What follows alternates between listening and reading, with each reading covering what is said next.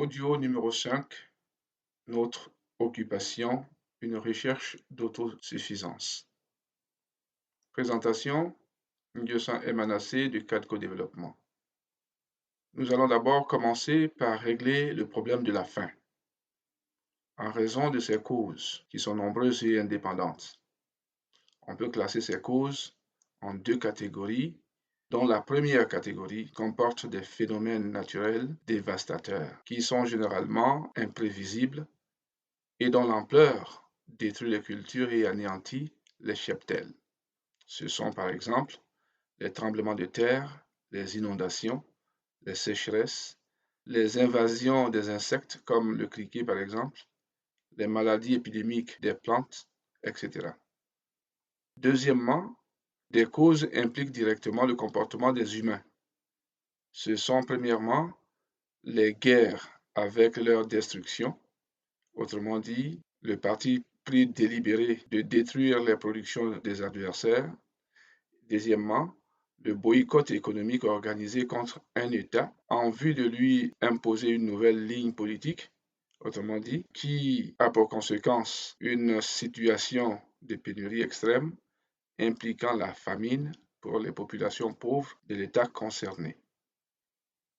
Voyons maintenant un peu plus en détail trois causes de la faim en Afrique. Alors la première cause, ce sont les causes climatiques. En réalité, c'est parce que les moyens sont limités. Alors quand on parle de moyens, on fait allusion aux moyens financiers, aux moyens logistiques, aux moyens humains. Ce qui est important, c'est que si nous avons les moyens financiers, c'est bien vrai que nous pourrions acquérir les moyens logistiques et les moyens humains. Alors, je disais donc, en réalité, c'est parce que les moyens sont limités que, premièrement, il est difficile de trouver de l'eau pour irriguer les cultures, car en cas de sécheresse, il est impossible de faire pousser des légumes ou des fruits. Deuxièmement, il est difficile de faire l'élevage du bétail qui ne peut boire ni se nourrir en cas de sécheresse. Troisièmement, il est difficile d'avoir des structures adaptées en cas d'inondation. Et quatrièmement, il est difficile de maîtriser les variables climatiques. Par exemple, l'apparition d'insectes qui dévorent les cultures. Ensuite, donc la deuxième cause, les conflits interethniques et les guerres entre pays, qui sont une autre cause de la faim.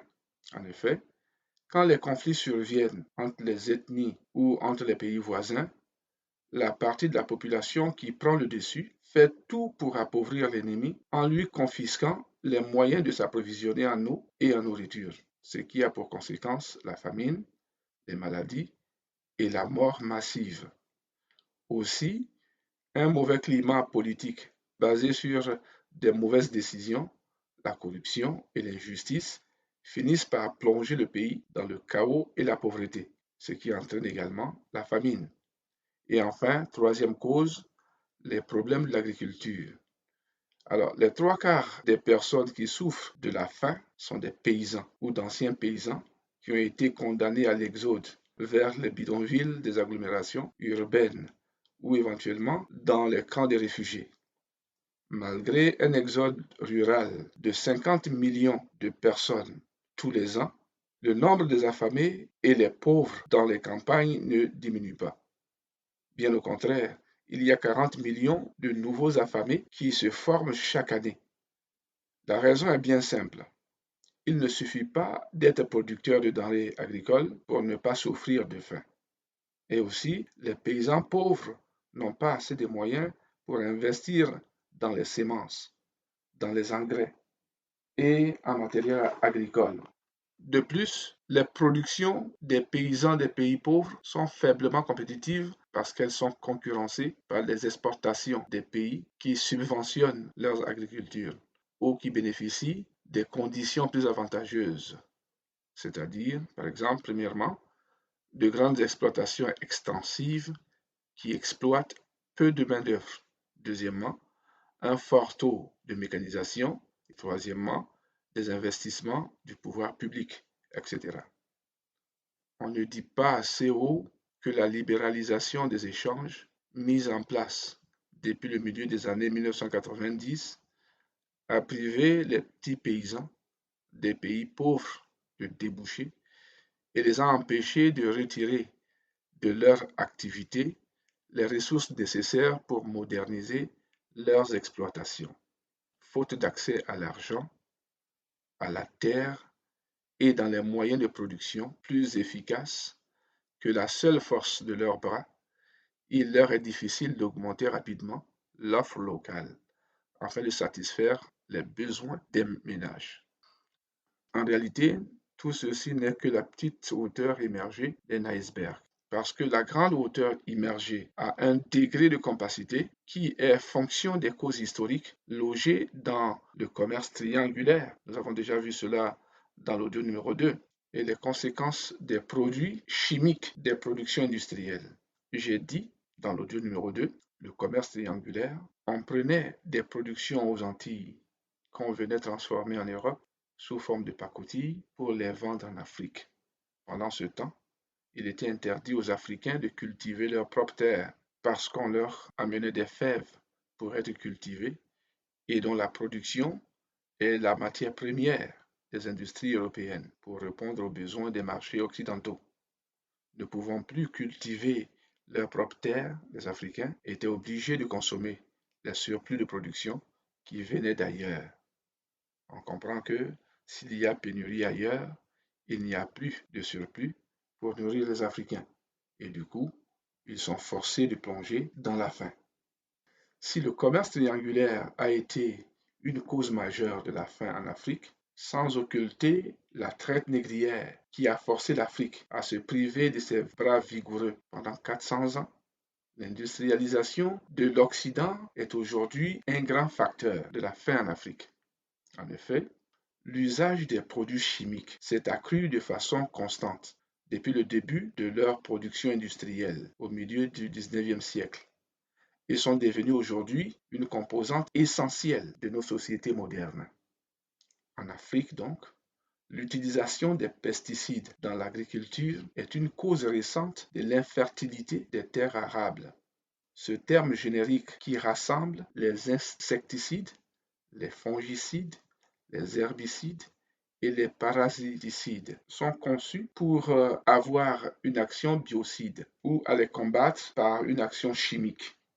Alors, quand on parle de biocide, un biocide est un produit destiné à détruire ou à rendre inoffensifs les organismes nuisibles comme les insectes ravageurs, les champignons, les adventices et les parasites.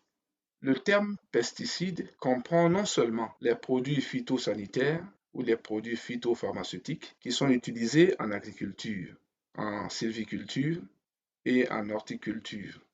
Alors on parle de sylviculture qui veut dire l'exploitation rationnelle des arbres forestiers, mais aussi les produits zoosanitaires, les produits de traitement conservateur des bois et de nombreux pesticides à l'usage domestique, comme par exemple les shampoings anti-poux, les boules anti-mites, les poudres anti-fourmis, les bombes insecticides contre les mouches, les mites et les moustiques, les colliers anti-puces, les diffuseurs intérieurs, etc. sont des produits chimiques qui ne contiennent pas d'organismes vivants. Sans oublier que l'Afrique est aujourd'hui un dépotoir des surplus périmés et désuets des médicaments et de tous les produits de consommation courante, des produits électroniques de toutes sortes, etc. Alors, bien aimé, trop, c'est trop. Nous devons faire une pause pour réfléchir sur nos besoins réels et nos propres moyens en termes de produits pour les satisfaire. Dans le cadre de notre entreprise, voici un programme que nous proposons dans un contexte spécifique d'incubateur d'entreprise. Premièrement, nous débuterons ce programme par une formation morale et spirituelle autour d'un Dieu conscient qui est différent du Dieu prêt à penser. Nous verrons également son esprit, sa trinité et le développement holistique du croyant. Deuxièmement, nous déroulerons le plan local de redynamisation sociale, aussi appelé PLRS, à partir duquel nous élaborerons chaque plan d'action économique, appelé PLAE. Voici donc le PLRS, en présence des membres communautaires. Premièrement, lundi matin, l'équipe d'incubateurs se réunit pour la présentation, l'aménagement, la construction, la gestion, le développement et les simulations de gestion intégrées. Le même lundi après-midi, l'équipe de sécurité s'est réunie pour la formation modulaire en télécommunication et rédaction des rapports en droit, en système de contrôle d'accès, en gestion de la clientèle difficile, en continuum de force, en contrôle des règlements, en vol à l'étalage, en conflit de travail et événements spéciaux, en patrouille préventive et en réponse d'alarme. Seulement dans la soirée, individuellement ou collectivement, l'équipe va en prospection. Et au cours de la semaine, cette équipe de sécurité est en prospection continue. Mardi matin, l'équipe de la santé communautaire s'est réunie autour de deux grands concepts existentiels, la machine humaine et la force des aliments. Au titre de la machine humaine, l'équipe de santé prend conscience des émotions de soi et d'autrui. Elle cherche à comprendre les pensées qui accompagnent une typologie de sentiments. Elle identifie les symptômes de détresse qu'elle localise dans le corps et enfin, elle décode des informations intuitives, émotionnelles liées à des schémas de pensée qui sous-tendent les symptômes afin de comprendre que les maladies dépendent en partie de l'alimentation, de l'environnement, de l'héritage génétique et des malaises physiques. Parlant justement de maladies, elles sont regroupées autour de 7 centres émotionnels qui sont actionnés par 7 schémas de pensée. Pour donc rester en santé, il faut combattre les schémas de pensée qui développent ces maladies autour de 7 centres émotionnels. Tel est en partie le travail de l'équipe de la santé communautaire. Au titre de la force des aliments, l'équipe de santé classifie les plantes et les produits agricoles de consommation courante selon leurs valeurs nutritionnelles, minéraux, antioxydants, radicaux libres, etc. Elle présente les produits à forte valeur nutritionnelle pour corriger les maladies des centres émotionnels. Et enfin, elle compose un assortiment au point de vente pour une bonne gestion de la santé communautaire.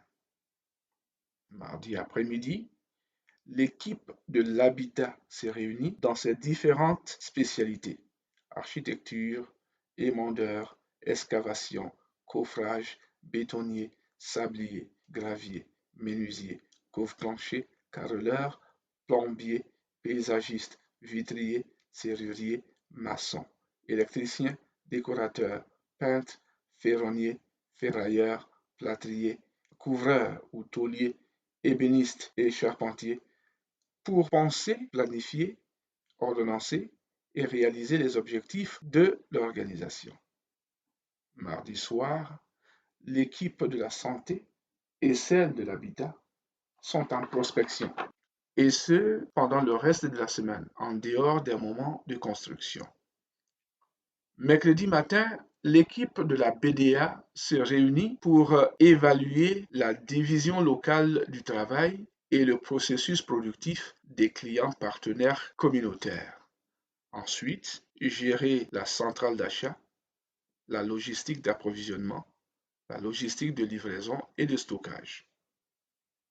Le mercredi après-midi, l'équipe du Fonds de crédit communautaire se réunit pour planifier, évaluer ou gérer les comptes entrepreneurs, le fonds de retraite, les assurances et réassurances.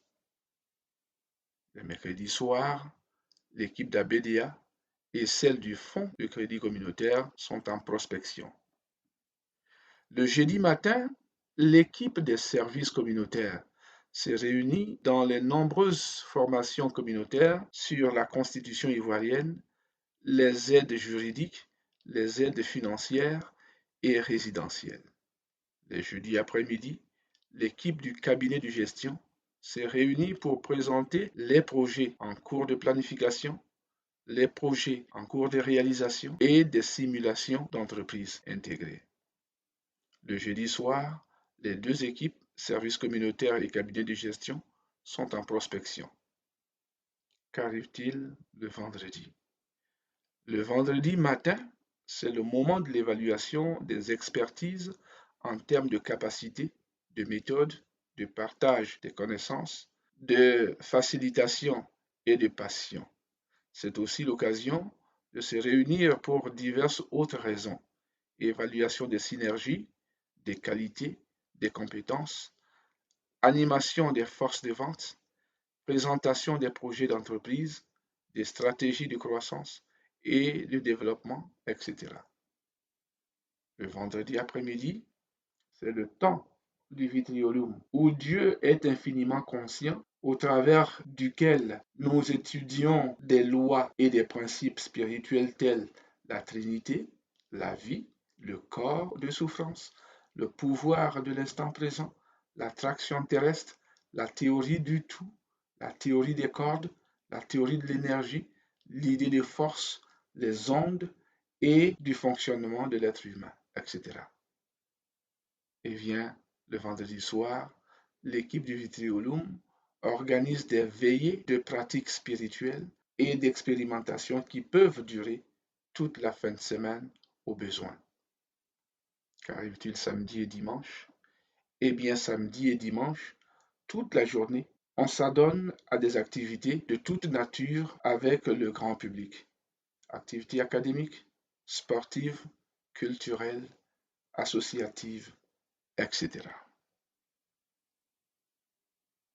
Pour nous contacter, écrivez à cadconguescent@gmail.com ou écrivez-nous à boîte postale 35 Agboville, Côte d'Ivoire.